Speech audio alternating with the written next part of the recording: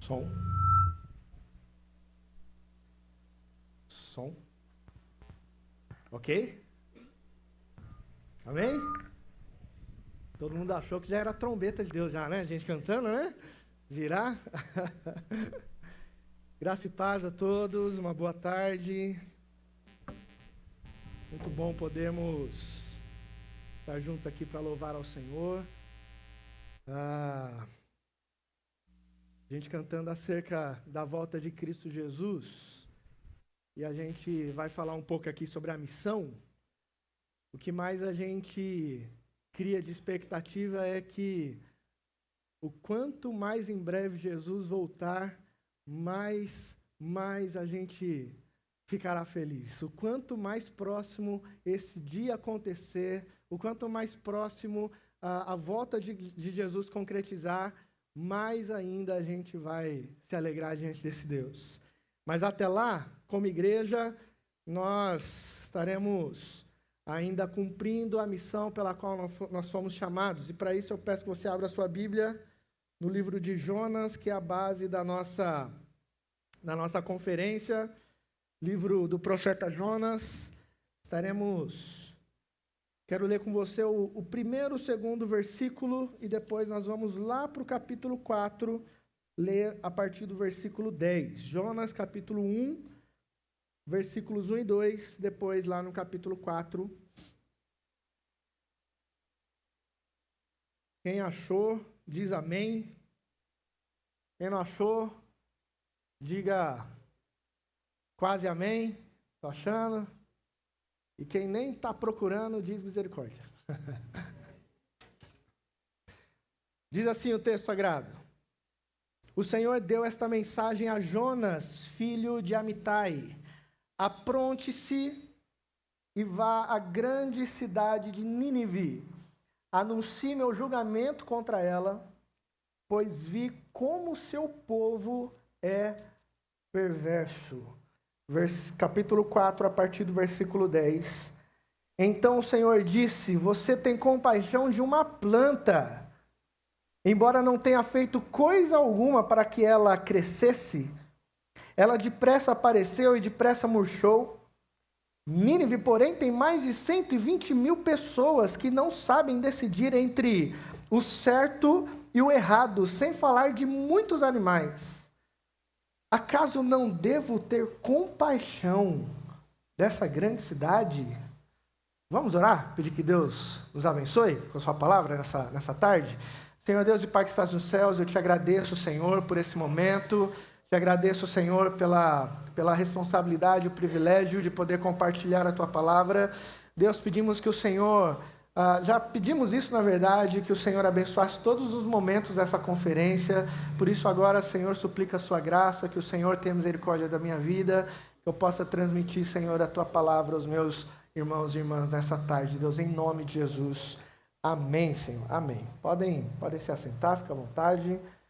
Eu tô só sem o controlinho dos slides, eu não sei se tem. Então eu vou dando ok, o Diego vai mudando lá para mim. Bom, pessoal, como eu falei, é um prazer poder estar aqui nessa tarde com os irmãos aqui de várias igrejas, né, aqui da nossa Convenção Paulista. Para quem de repente não me conhece, eu sou o Denis. A microfonia, acho que não sei se é do lugar que eu fico. Se eu ficar parado, resolve. Tá. Eu sou o Denis, como muitos sabem, eu chego, para quem já conhece, vai sempre perguntando, né? Cadê a Fran e os meninos? Porque o pessoal não está muito interessado em mim, né? Então, a Fran está bem, os meninos estão bem. O Heitor, que passou meio malzinho ontem, mas já tá bem. Ela ficou em casa lá com eles, mas manda um abração a todos. Bom, pessoal, nossa proposta é a gente falar, então, primeiro tema da nossa conferência. Pode passar aí para mim, Diego, por favor. Primeiro tema, o Deus da missão. Nós tivemos a conferência teológica ano passado, foi muito boa, lá no Espaço Promessa. Nosso tema era a mensagem para os nossos dias. Hoje, o nosso tema desse ano, nós decidimos falar sobre a missão para os nossos dias. Entendendo que nós recebemos a mensagem, nós trabalhamos isso no livro do profeta Joel, o quanto a promessa do Espírito Santo era para nós. E esse ano nós decidimos, então, falar sobre a missão dos nossos dias, a missão para os nossos dias. E o livro base, como já foi falado, o livro base é o livro de Jonas, que é um livro um tanto quanto curioso de se ler.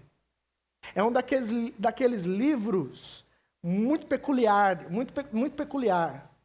É um daqueles livros que você começa a ler ele e você quer que chegue logo ao final da história, porque você quer saber o que acontece com Jonas. O livro de Jonas, ele é instigante, e é mais instigante ainda, e eu vou tentar não entrar na fala do Alex, a gente combinou isso, mas você fica naquela expectativa de tentar encontrar o final do livro, mas quando chega no final, parece que não tem final o livro. O livro de Jonas, ele fala muito acerca de missão. Ele fala muito de algumas características da missão, e o meu papel hoje é falar, então, acerca do Deus da missão. E quando a gente fala sobre o Deus da missão, pode passar, por gentileza aí, Diego. Quando a gente fala sobre o Deus da missão, nós estamos falando sobre aquele que é o personagem principal disso que nós chamamos de missão do Reino de Deus. É aquele que idealizou todo o projeto. É o arquiteto de tudo. Quando nós falamos o Deus da missão, nós estamos falando... Diego, por favor, passa aí. Aí. Quando nós falamos do Deus da missão, nós estamos falando do personagem que pensou isso, que fez isso acontecer, que agiu e que interviu direta e indiretamente nessa missão, e que hoje continua coordenando e intervindo na sua missão ao longo dos anos. Mas mesmo sendo uma conferência teológica, eu quero ler com vocês uma poesia do Casimiro de Abreu, um poeta brasileiro que viveu apenas 21 anos da sua vida, e ele deixou essa poesia, a qual ele intitula de Deus. Acompanhe comigo a leitura, ele vai dizer o seguinte: olha, eu me lembro, era pequeno e brincava na praia, o mar bramia e erguendo o dorso altivo sacudia a branca escuma para o céu sereno. E eu disse à minha mãe nesse momento: que dura orquestra, que furor insano, que pode haver maior que o oceano, ou que seja mais forte do que o vento? Minha mãe, a sorrir, olhou para os céus e respondeu: um ser que nós não vemos, é maior do que o mar que nós tememos, mais forte que o tufão, meu filho, é Deus. Olhar para Deus diante do cenário da missão e da história depende de como você está inserido nessa missão. Porque a pessoa de Deus, ou o personagem Deus na história da missão, ou você vai ter um olhar como Jonas tem esse olhar para Deus, e que a gente vai falar ao longo dessa tarde e noite, ou talvez você olhe para Deus como, de fato, aqui na poesia do Casimiro, como esse ser que é maior do que tudo, maior do que todas as coisas. Olhar para Deus pode tanto instigar você, inspirar a você ir para a missão, e você encarar a missão e a vocação pela qual você foi chamado. Olhar para Deus, dependendo de como você tem encarado a vocação e o chamado de Deus, você vai lidar com a missão, você vai olhar para Deus e enxergá-lo de diferentes formas. No período da pandemia, pode passar por gentileza, no período da pandemia, não sei quantos conhecem esse pastor, ele é um pastor cearense, Iago Martins, e me chamou a atenção, ele tem um canal no YouTube chamado Dois Dedos de Teologia, e me chamou a atenção de um dos títulos do seu sermão, que era justamente esse daí, Esse Deus é Meu Diabo. Você vê um título desse, você fica querendo entender o que o camarada vai dizer nisso. Iago Martins, ele vai se basear tanto nesse post que está ali pequeno, você não vai conseguir ler, quanto no livro do John Piper no tempo da pandemia.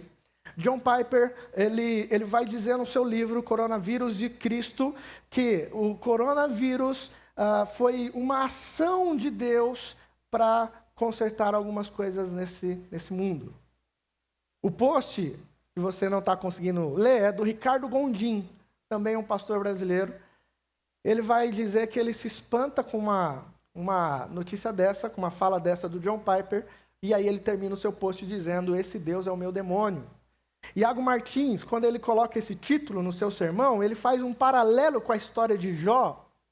E nesse paralelo com a história de Jó, ele vai mostrar de como a soberania de Deus, de como a ação soberana de Deus pode instigar a gente a ou se revoltar contra Deus, ou você olhar e se entregar e descansar no poder e na graça desse Deus soberano.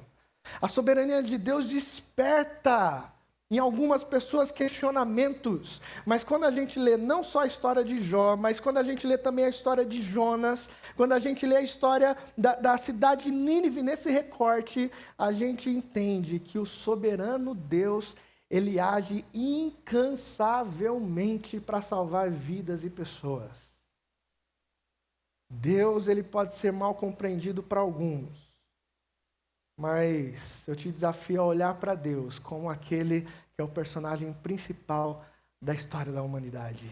Deus, ele não foi, ele não é, ele não será. Deus, ele sempre será, ele sempre vai ser o personagem principal da história. Mas para a gente falar disso, sobre Deus como protagonista do livro de Jonas, pode passar por gentileza? É necessário só um parênteses aqui para a gente entender um pouquinho desse livro.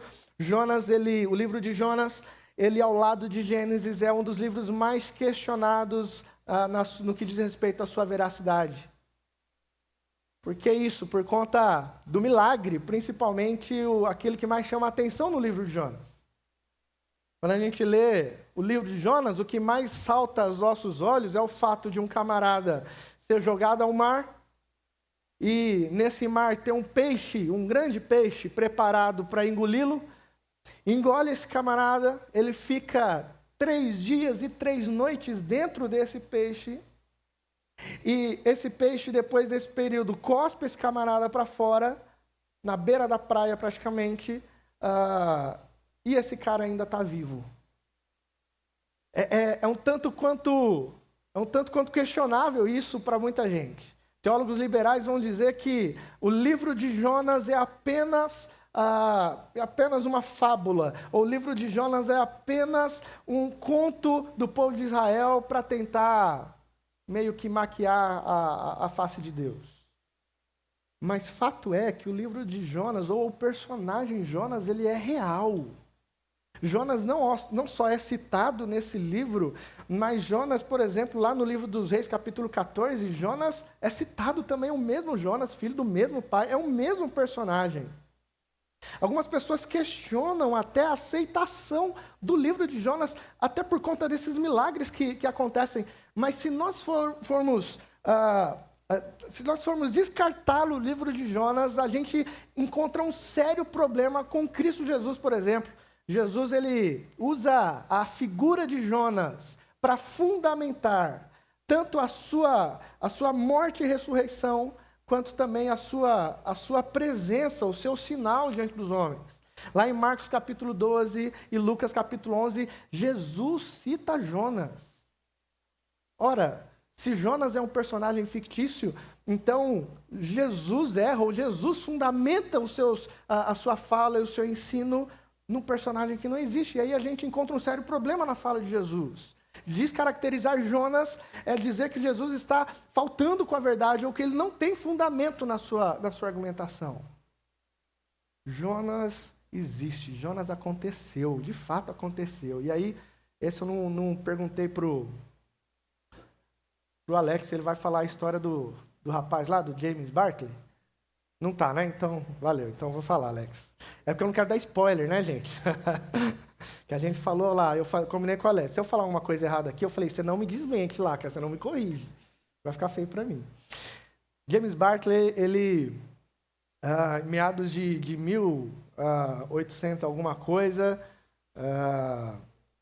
ou talvez não seja essa data, né? Mas ele é um marinheiro que ele está um certo dia lá caçando baleias, lá para a Inglaterra, e aí quando ele vê algumas baleias, ele monta no barquinho dele, vai atrás de algumas baleias, só que tinha uma baleia morta que ele estava indo, uma cachalote que ele estava indo para... eles caçavam, né, baleias, tinha muita extração de óleo dessas baleias, até que eles não perceberam, eu fico me perguntando como não percebeu a aproximação de uma outra baleia, né? Uma outra baleia que veio, virou o barco dele e engoliu o Bartley. Ele ficou 15 horas dentro do ventre dessa baleia. Os outros caçadores que estavam com ele conseguiram capturar essa baleia, abriram essa baleia e tiraram ele. Ele estava desacordado dentro dessa baleia, mas depois ali de tentativas ali dele ser reanimado, o Bartley acorda e é socorrido, e esse cara ficou vivo para contar. Teve alguns problemas de saúde, viveu mais 18 anos, mas ele é considerado como um Jonas moderno, ficou 15 horas dentro de uma baleia. O questionamento da veracidade do livro de Jonas se dá porque no relato dele ele vai dizer que quando ele é engolido por essa baleia, ele vai dizer que ele fica alguns minutos naquele alvoroço ali dentro, mas logo começa a faltar o ar e aí por isso ele acaba desmaiando. A gente está falando de um homem que ficou 3 dias e 3 noites dentro do ventre de um grande peixe, seja baleia ou seja, não sei qual outro bicho que foi. Ora, nós cremos no Deus que preserva a vida miraculosamente, irmãos. Nós cremos no Deus que preservou a vida de Jonas e ele ficou vivo não só para voltar e cumprir a sua missão, mas para registrar esse fato no livro e para que nós estivéssemos aqui hoje falando acerca desse personagem, acerca da vida de Jonas e extraindo. O fato é, irmãos, que Deus, ele é o protagonista do livro de Jonas. Deus é o protagonista do livro de Jonas. O personagem principal no livro não é o Jonas, apesar do livro carregar o seu título. O personagem principal não é a cidade, apesar da cidade ser esse ambiente da missão, como a gente vai ouvir falar daqui a pouco. O personagem, se a gente falar para as crianças, se a gente conversar com as crianças, muito ressalta a curiosidade do grande peixe, mas o personagem principal não é o grande peixe no livro de Jonas. E o personagem não é a planta, não é o verme que vai surgir lá no finalzinho do livro. O personagem, aquele que começa falando no livro e aquele que termina com a sua voz falando, é a pessoa de Deus. Deus é o protagonista. Quando olhamos para o livro de Jonas, nós aprendemos muito sobre a vida de Jonas, sobre o agente da missão. Nós aprendemos muito sobre o ambiente da missão, que é a cidade. Mas é possível aprender muito sobre a pessoa de Deus, o Deus da missão. Eu vou pegar uma aguinha aqui, tá, Dani? Ah, obrigado. É que a Dani pegou para ela só, pegou para mim. O que a gente aprende, irmãos? Primeiro, pode passar por gentileza. O Deus da missão não compactua com o pecado dos homens. O Deus da missão não compactua com o pecado dos homens. O texto começa dizendo: o Senhor deu esta mensagem a Jonas, filho de Amitai: apronte-se e vá à grande cidade de Nínive, anuncie meu julgamento contra ela, pois vi como seu povo é perverso. O Deus, ele enxerga a maldade em Nínive. E nós estamos falando de uma das cidades mais perversas que nós tivemos na história da humanidade, talvez. Nínive, ela é a capital da Síria nessa época. Depois o ambiente da missão vai falar um pouco mais disso. Mas Nínive é a capital da Síria. Nínive, ela é talvez uma das grandes potências de sua época. E esse pessoal aqui, eles eram cruéis. Eles tinham vários tipos de punição aos povos das quais eles capturavam. Nínive é uma cidade promíscua. O próprio nome da cidade traz consigo o nome de uma deusa, a deusa do sexo. Nínive é uma cidade da qual, de fato, quando Deus diz que o pecado, a perversidade que ele observa nessa cidade chega até ele, é porque, de fato, nós estamos falando de uma cidade que comete pecados profundos contra Deus. Mas o mesmo Deus que enxerga o pecado na cidade de Nínive é o mesmo Deus que enxerga a rebeldia no coração do profeta. Você percebe isso? É o mesmo Deus que enxerga a perversidade de um povo, é o mesmo Deus que, quando olha para o profeta, também enxerga que o profeta tem seus pecados e as suas rebeldias. Às vezes parece que Deus ele está só olhando para o lado de fora.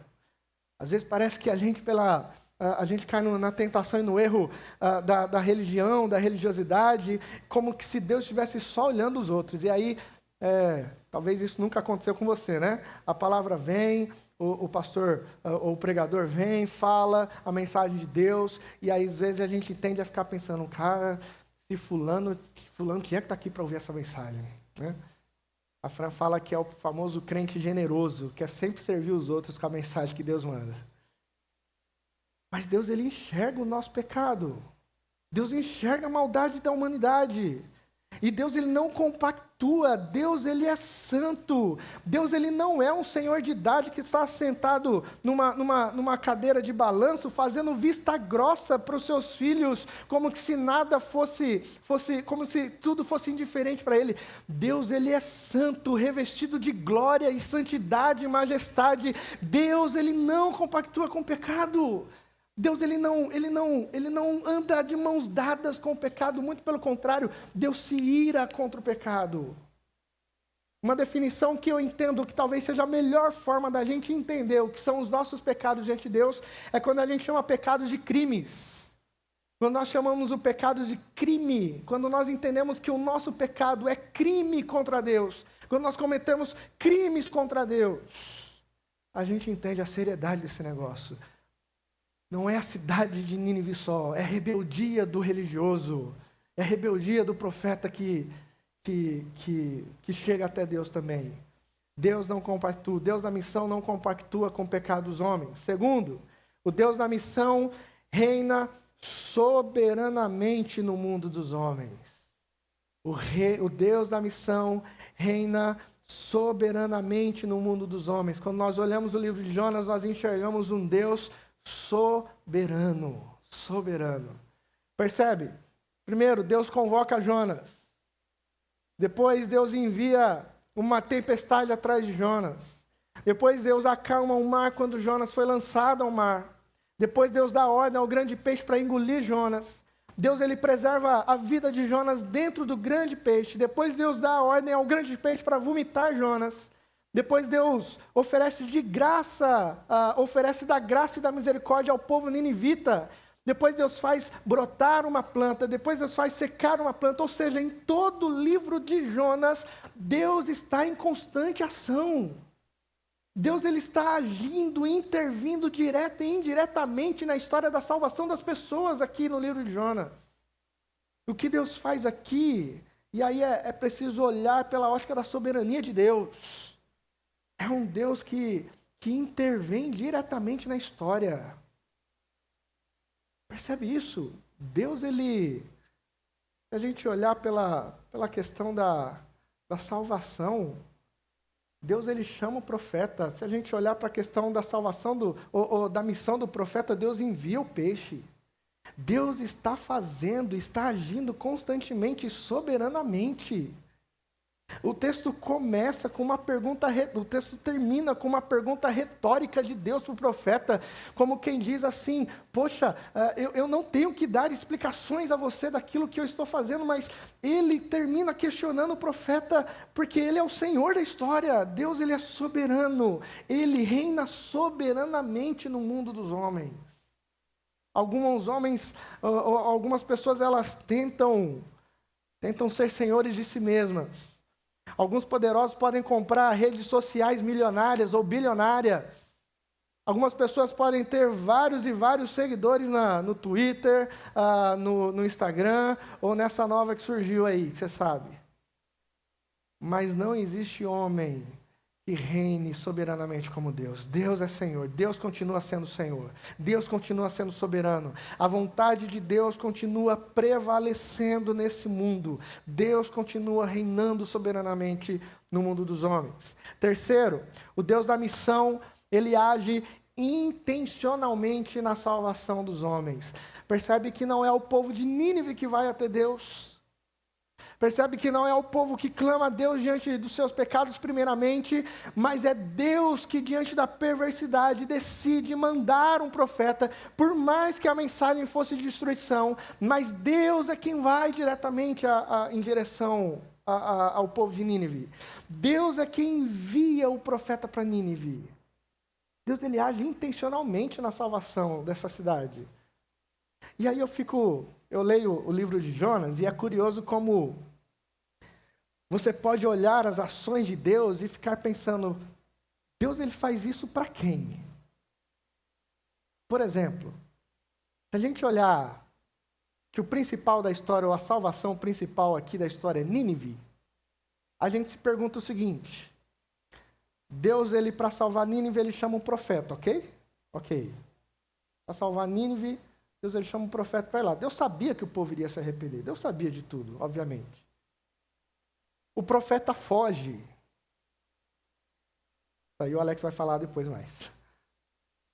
Deus, ele envia um grande peixe para engolir o profeta. Ou antes, Deus envia uma tempestade. A pergunta é, Deus envia a tempestade para, de alguma forma, fazer esse caminho de retorno para Jonas voltar, porque Deus está com foco em Nínive, agindo intencionalmente, diretamente para a salvação de Nínive, indiretamente para a salvação de Nínive.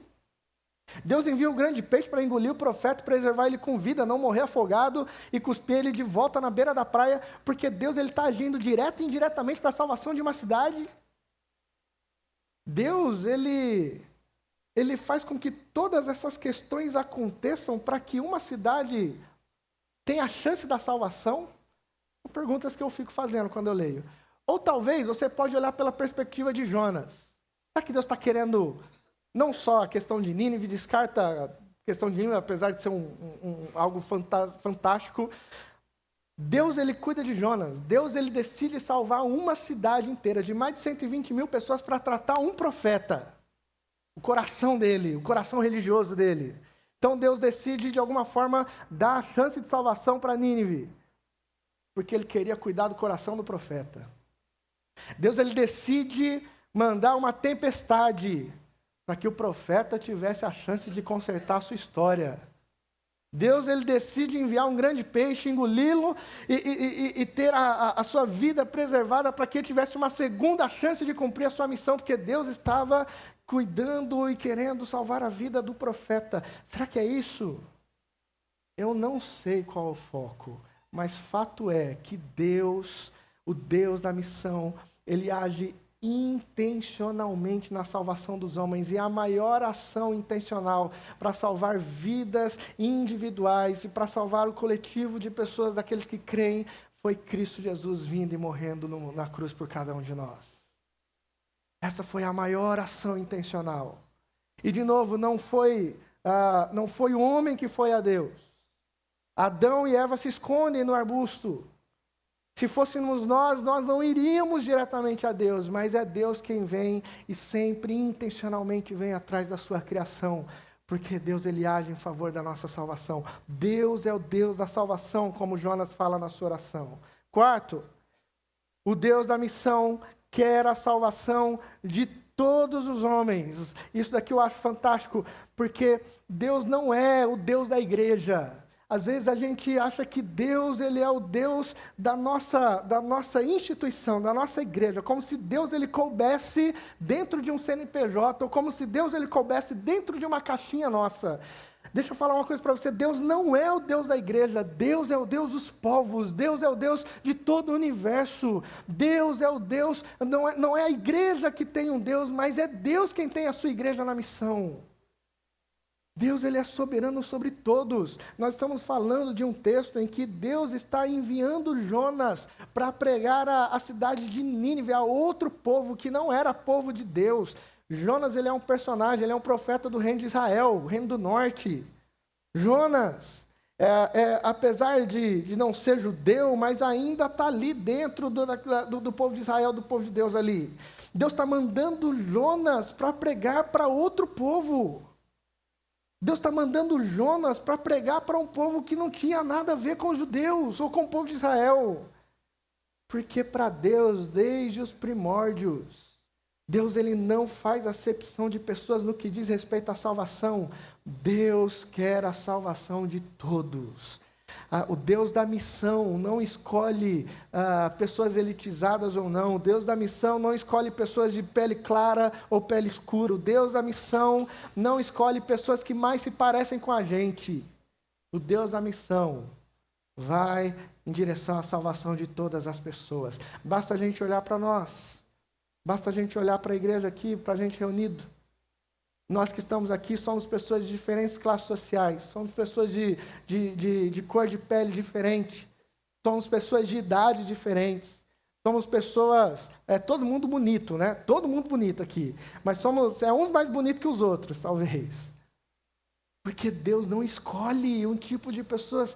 Na missão de Deus, todas as pessoas são alvos desse Deus. Não é só o cerco de Israel, não é só o cerco do profeta, não é só aqueles que se parecem com ele, não são só aqueles que falam meio parecido, não são só aqueles que compram o carro igual, não são só aqueles que viajam para os mesmos lugares, não são só aqueles que se vestem mais ou menos parecido. Deus é o Deus que quer salvar a todos. A missão tem um Deus que está interessado na vida e na salvação de todos. E por último, o Deus da missão, ele é compassivo diante do arrependimento dos homens. O Deus da missão, ele é compassivo diante do arrependimento dos homens. E aqui de novo, paralelo Nínive e Jonas. Jonas, ele busca a Deus no ventre do grande peixe. O que Deus faz com Jonas? Deus o resgata. E essa oração de Jonas é interessante. Jonas, ele se quebranta ali.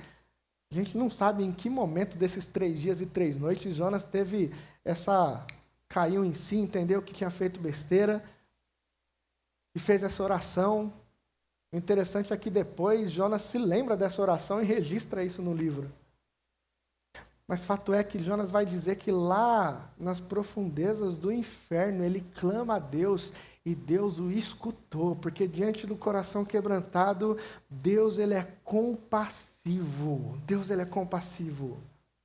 Diante do arrependimento da cidade de Nínive, e foi um arrependimento generalizado. O que aconteceu na cidade de Nínive é histórico. Jonas, ele é um dos personagens mais curiosos da Bíblia, porque Jonas, ele prega, e a pregação de Jonas é muito curta. Jonas, ele prega e a cidade inteira passa a servir e adorar a Deus. O Jonas, ele tem um sucesso enorme na sua missão como profeta, e a cidade se converte, a cidade aceita a mensagem, se arrepende, busca a Deus, e Deus não passa mais a destruir a cidade de Nínive, mas Deus agora olha para Nínive e aceita o sacrifício, aceita a cidade diante dele. Deus não só resgata o profeta, mas Deus resgata uma cidade arrependida. Eu fico me perguntando quais talvez serão as nossas surpresas quando a gente chegar lá naquele grande dia e de repente nós nos depararmos com pessoas que a gente duvida tanto que estarão lá, e de repente a gente se deparar com esses personagens lá. E aí eu me lembro de uma série que saiu recentemente na Netflix, a série sobre crimes reais. Não sei quem de repente assistiu, ouviu alguma coisa sobre, de um carinha americano chamado Jeffrey Dahmer. O Dahmer, o título da série é o Canibal Americano, pra você ter noção como o cara era pesado. Ele ia lá e tal, ele era um homossexual, ele chamava rapazes para o seu apartamento, drogava esses caras, e aí ele matava o cara. E tem criança aqui? Tem, né? Opa, falar em códigos. Já brincou de Lego? Não, tô brincando. Pesado, gente. Pesado, gente. Pode dar risada dessas coisas. Mas pra você entender. Assim, o negócio é tão sério. É tão sério. Que você vê a cena, você pesquisa sobre a história e você fica pensando, cara, o que um cara desse tem na mente dele? Como que o ser humano é capaz de fazer um negócio como isso? Eu não vou falar aqui por conta das crianças, mas depois você pesquisa lá.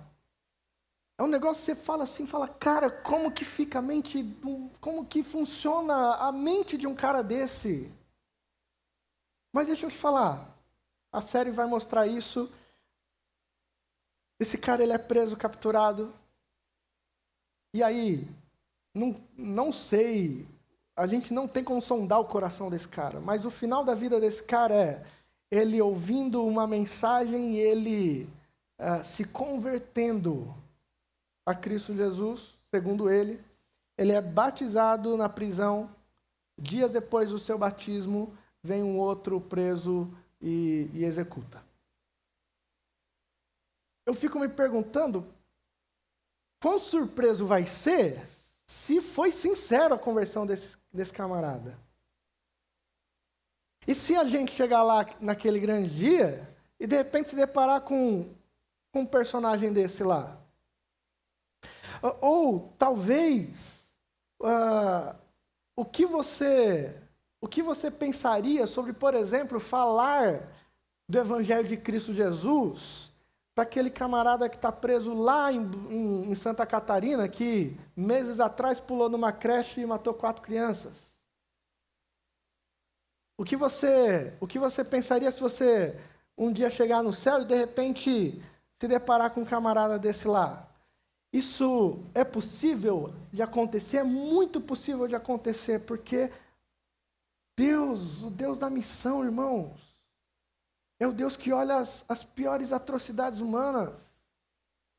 E pode o camarada mais longe de Deus, mais distante de Deus, se um dia ele olhar para si e enxergar o quão miserável ele é, e ele confessar os seus pecados diante de Deus, Deus ele é tão bom, que Deus vai olhar para esse camarada e vai dizer, tá bom, eu te perdoo, o sangue de Cristo é por você. E se você ficar muito revoltado com isso, é porque o Jonas, às vezes, que habita em nós, quer dizer para Deus com quem ele pode perdoar, com quem ele pode ser bom ou não. Mas o Deus da missão não vai perguntar para a gente com quem ele deve ser bom ou não. O Deus da missão vai olhar pessoas arrependidas e vai perdoar pessoas arrependidas. O Deus da missão vai olhar pessoas quebrantadas e vai perdoar pessoas quebrantadas, porque Deus da missão é compassivo diante do arrependimento dos homens.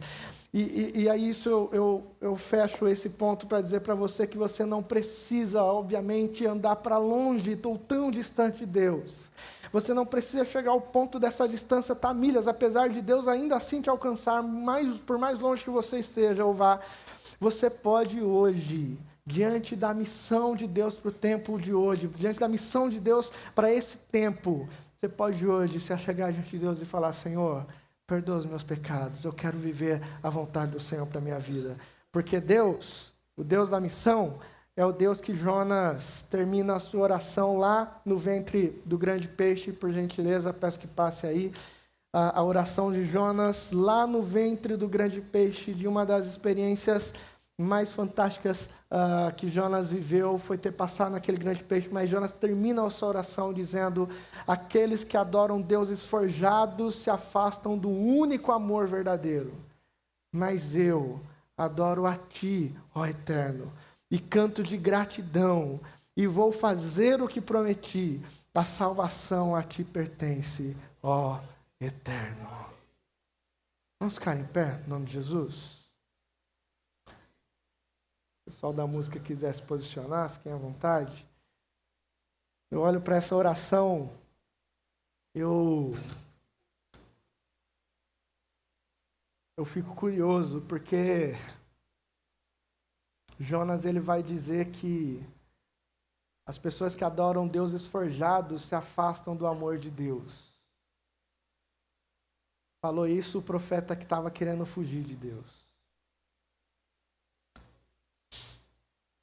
Jonas ele fala no final da sua oração: eu te adoro, Senhor. Eu canto a ti cântico de gratidão, Deus. Falou isso o profeta que nem ao menos respondeu a Deus quando Deus o chamou. O texto, se você vai ler depois, Deus chama, Jonas não responde a Deus. Jonas meio que dá as costas e sai para o outro lado. Mas Jonas termina.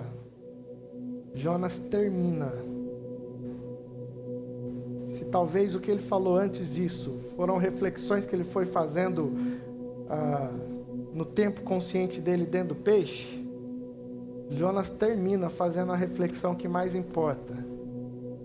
Que Deus tem uma missão. A missão de Deus é restaurar a sua criação. A missão de Deus é restaurar vidas. E Jonas termina dizendo: a salvação pertence a ti, Senhor. A salvação não pertence à Igreja Adventista da Promessa. A salvação não pertence a pastores. A salvação não pertence a missionárias. A salvação não pertence a obreiros e obreiras. A salvação não pertence a prédios. A salvação não pertence a departamentos ou ministérios. A salvação não pertence a homens. A salvação, o agente principal da missão, o Senhor da missão é Deus. Deus é o personagem. No começo eu falei que Deus é o protagonista da história. Deus é quem está acima do oceano e do mar. É esse Deus que continua agindo intensamente, intencionalmente, diretamente, indiretamente, para que pessoas sejam envolvidas nessa missão. Eu quero orar junto com você. E se diante desse Deus você entender que precisa se aproximar dele, que nessa tarde você possa não correr para Tarso da vida, mas sim correr para os braços desse Senhor e desse Deus. Senhor Deus e Pai que estás nos céus, grandioso és tu, Senhor. Pai, o Senhor é aquele que sonda os nossos corações. O Senhor é aquele que continua chamando pessoas. O Senhor é aquele que continua convocando homens e mulheres, Senhor, a falarem do Teu reino, a falarem do Teu evangelho a pessoas que talvez nós não queremos, a falar da Tua bondade, da Tua misericórdia a pessoas que a gente, Senhor, tem um certo receio, Senhor. Às vezes a religiosidade que habita em nós nos empurra para a gente ir cada vez mais distante da missão que o Senhor tem, mas quando a gente olha para a sua soberana vontade, quando a gente olha para o quanto o Senhor ama pessoas e o quanto o Senhor quer salvar pessoas, Deus, nós somos impulsionados a nos entregar a Tua bondade, a Tua misericórdia, Senhor. Por mais que a história de alguém, Senhor, comece com a perversidade, mas é possível que ela termine falando da misericórdia de Deus agindo em favor dela. Por mais, Senhor, meu Deus, que a história das pessoas que estão à nossa volta seja uma história de fracasso, seja uma história de entrega à promiscuidade, seja uma história de entrega ao pecado, seja uma história de pessoas que banalizaram a vontade de Deus, seja uma história de pessoas que questionam a Deus, seja uma história de pessoas que vivem totalmente distantes daquilo que é o reino de Deus. Mas é possível, Senhor, que a história delas termine com a salvação do Senhor agindo misericordiosamente, graciosamente, intencionalmente, Senhor, para que essas pessoas estejam, Senhor, vivendo a Tua vontade. Então, Deus, em nome de Jesus, que a missão não seja relativizada a partir de nós, Deus, que a missão não seja vivida a partir dos nossos gostos, Que a missão não seja vivida a partir daquilo que a gente gosta ou não, das nossas vontades próprias, mas que a missão aconteça porque o Senhor é o Deus dela, o Senhor é o Deus da missão. Em nome de Jesus, seja o protagonista, Senhor, da nossa história. Em nome de Jesus. Amém, Senhor Deus. Amém. Deus abençoe, em nome de Jesus.